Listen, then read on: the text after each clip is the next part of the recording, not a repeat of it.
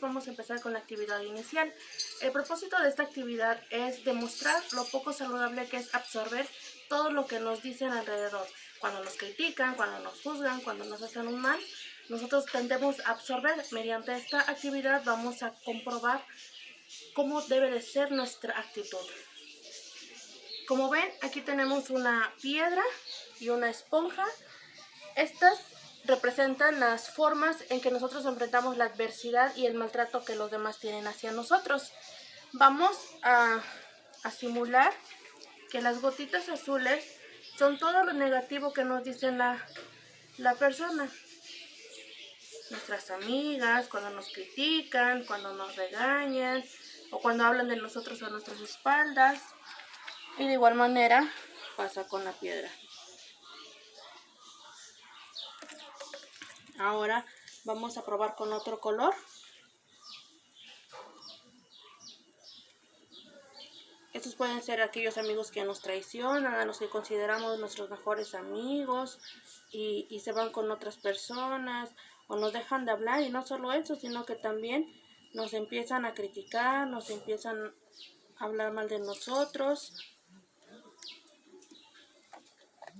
Estos podrían ser cuando nos reprenden de mala manera, cuando nos dicen malas palabras, cuando nos critican en público en lugar de enseñarnos en privado, cuando nos regañan. Estas gotitas son todo lo que el mundo, nuestras amigas, nuestros familiares nos hacen. Ahora, yo les pregunto, ¿qué podemos aprender de estas circunstancias? Ustedes están viendo lo que sucedió con la esponja, ustedes están viendo lo que sucede con la roca, ¿lo ven? ¿Lo pueden ver? ¿Qué podemos aprender de esto? ¿En qué sentido ustedes se pueden beneficiar o todos nos podemos beneficiar de tener un corazón de roca? Suena algo duro, ¿no? Tener un corazón de roca. Se supone que debemos de ser sensibles.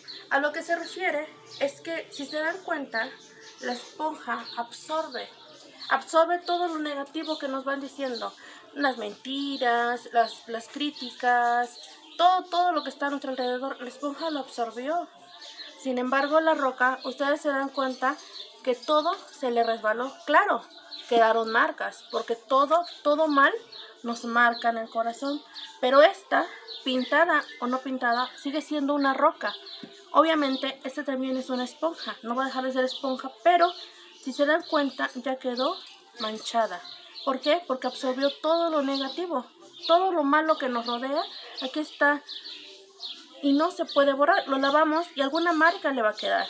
Ahora, otro ejemplo de por qué tener un corazón de piedra y no uno de esponja es que este siempre va a ser, como les dije, una roca. Nunca va a cambiar su forma, siempre va a ser así, y este se va a hacer grande o se va a hacer chico dependiendo de qué tanto absorbamos del mundo. Este es el aprendizaje que tenemos hoy. Podemos aprender o debemos de aprender que nosotros no podemos permitir que otras personas nos compartan su amargura.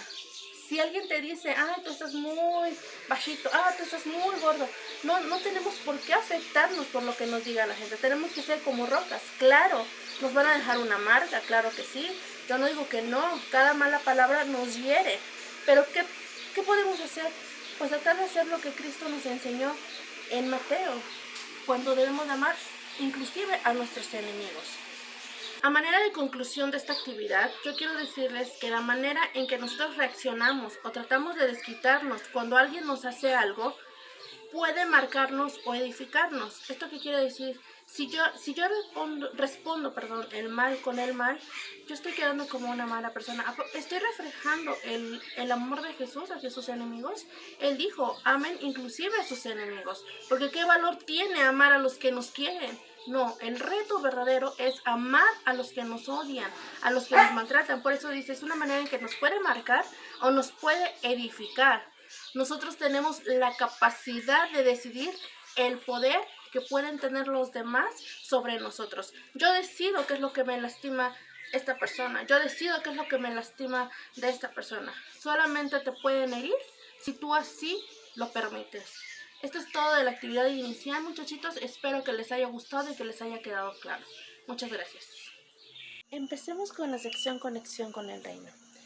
Para empezar, quiero comentarles que no existe ningún reino donde no haya un reglamento. En cada reino siempre van a existir reglas, pero las reglas que Jesús ha establecido para su reino en ocasiones parecen difíciles de aplicar. Para comprenderlo a lo que me refiero, quiero que busquemos en nuestra Biblia, en Mateo 5, 38 al 48, por favor. Yo voy a darle lectura para que vayamos entendiendo las reglas que Jesús puso para su reino. Oísteis que fue dicho a los antiguos ojo por ojo y diente por diente, pero yo os digo, no resistáis al malo, antes al que te golpee en tu mejilla derecha, vuélvele también la otra. Al que te quiera poner a pleito y quitarte la ropa, déjale también la capa. Al que te obligue a llevar una carga por 1 milla, ve con él 2. Al que te pida, dale, y al que quiera tomar de ti prestado, no le vuelvas la espalda. Oísteis que fue dicho, amarás a tu prójimo y aborrecerás a tu enemigo. Pero yo os digo, amad a vuestros enemigos, bendecid a los que os maldicen, haced bien a los que os aborrecen y orad por los que os maltratan y persiguen, para que seáis hijos de vuestro Padre Celestial, que envía su sol sobre malos y buenos, y manda la lluvia sobre justos e injustos. Porque si amáis a los que os aman, ¿qué recompensa tendréis? ¿No hacen lo mismo los publicanos? Y si saludáis solo a vuestros hermanos, ¿qué hacéis de más? ¿No hacen lo mismo los paganos? Sed, pues, perfectos, como vuestro Padre Celestial es perfecto. Quiero que reflexionemos acerca de estas líneas, que pensemos un poquito y analicemos qué problemas podríamos presentar si aplicamos estas reglas a nuestra vida. ¿Qué desafíos nos vamos a enfrentar al momento en que nosotros empecemos a practicarlas? ¿Qué desafíos específicos ustedes se enfrentarían, por ejemplo? Yo quiero escucharlos, quiero que me comenten ustedes cuál sería su desafío principal al intentar aplicar estas reglas que Jesús nos dictó en el Sermón del Monte. Yo considero que humanamente hablando son imposibles o demasiado exigentes para nosotros. ¿Por qué? Porque estamos acostumbrados a que si nos lastiman, a que si nos ofenden, reaccionar de la misma manera. Pero ¿ustedes creen que es poco razonable, o si es razonable, que Jesús nos pida que nosotros seamos como Él? ¿Ustedes qué piensan? ¿Ustedes creen que es razonable lo que Jesús nos pide en estos versículos que acabamos de leer? Yo considero que sí. ¿Por qué?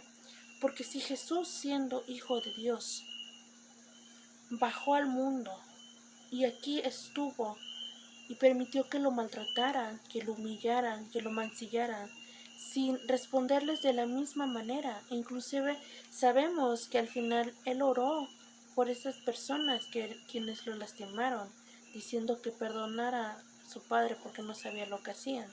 Si Él fue capaz de hacerlo, Él nos los enseñó mediante su ejemplo.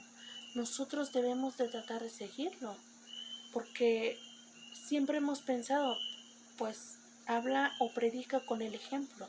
Él es nuestro mayor ejemplo que tenemos. Si Él fue capaz de hacerlo, nosotros debemos de intentarlo, de intentar actuar de esa manera. Hablando de la perfección, hay pocas personas que se dicen que son perfectas, pero nunca se pueden comparar a Dios. Pero Dios nos muestra de cierta manera un ejemplo de perfección. Podríamos rescatar o resaltar a personajes como Noé, Abraham, Job, quienes fueron considerados sin mancha, sin defecto alguno, sin mancha más bien. Pero yo quiero que definamos la palabra perfectos. Yo encontré en internet 4 definiciones que se las voy a leer. Dice: 1. Que tiene todas las cualidades requeridas o deseables, sin defecto. 2. Que es muy adecuado para un determinado fin, que es puro y sin defecto. Y la última, individuo que reúne el más alto nivel posible de excelencia en relación a los demás. Esas son las definiciones que yo encontré de perfecto. Ustedes busquen sus definiciones, pero también los invito a que busquen los siguientes versículos. En Colosenses 1, 28 al 29, en 1 Tesalonicenses 5, 23, 2 de Corintios 13, 7 al 9. ¿Es posible llegar a este punto con nuestra propia definición de lo que es perfecto? Una vez que ustedes lean sus versículos y ya hayan definido lo que es ser perfecto, quiero que lo vuelvan a pensar, que vuelvan a reestructurar su concepto de perfección. La palabra perfecto no significa necesariamente sin defecto o sin mancha. También puede significar maduro, desarrollado o que está en su máximo potencial. Para concluir esta sección, quiero mencionarles o definirles qué es la perfección. Para Jesús, nosotros somos perfectos en el momento en que comenzamos a devolver bien por mal, amor por odio e injusticia con buenas acciones. El ser perfectos no quiere decir que estemos libres de pecado. No, nosotros somos pecadores y lo sabemos. Cuando nosotros podamos o logremos alcanzar la perfección es cuando nosotros seamos capaces de amar a nuestros enemigos. Como lo acabo de leer, devolver bien por mal. Cuando nosotros nos sentimos cerca de Dios, podría ser quizá cuando estamos orando constantemente, cuando estemos cantando con mucha energía, con mucho ánimo, algún corito, algún himno. Nosotros podemos sentirnos cerca de Dios, pero cualquiera de esas cosas es pequeña en comparación con demostrar amor a nuestros enemigos, puesto que este es el comportamiento más ajeno a este mundo. ¿A qué se refiere? Este mundo está acostumbrado o estamos acostumbrados a responder el mal con mal. Si nosotros empezamos a demostrar el amor a nuestros enemigos, quizá algún amigo, alguna compañera, compañero nos ofendió habló mal de nosotros y lo consideramos nuestro enemigo, es momento de limar esas asperezas, es momento de demostrar la perfección o de buscar la perfección. ¿Cómo? Amando a nuestros enemigos. Este comportamiento es muy ajeno a este mundo y es un papel muy importante en el que un humano puede asumir. Yo los invito a que ustedes sean agentes de cambio, que ustedes busquen cambiar el mundo. ¿Cómo? Amando a nuestros enemigos. Busquemos, pensemos quién nos ha hecho daño, ya sea familiar, ya sea amiga, amigo, conocido. Tratemos de buscar y de limar esas asperezas. Hay que buscar la perfección, jóvenes. Hay que buscar ser perfectos. Y se los vuelvo a repetir, no es no tener ningún pecado, no es estar libre de pecado, sino amar a nuestros enemigos así como Jesús lo hizo y lo predicó, no solo de palabra, sino con su ejemplo. Muchas gracias.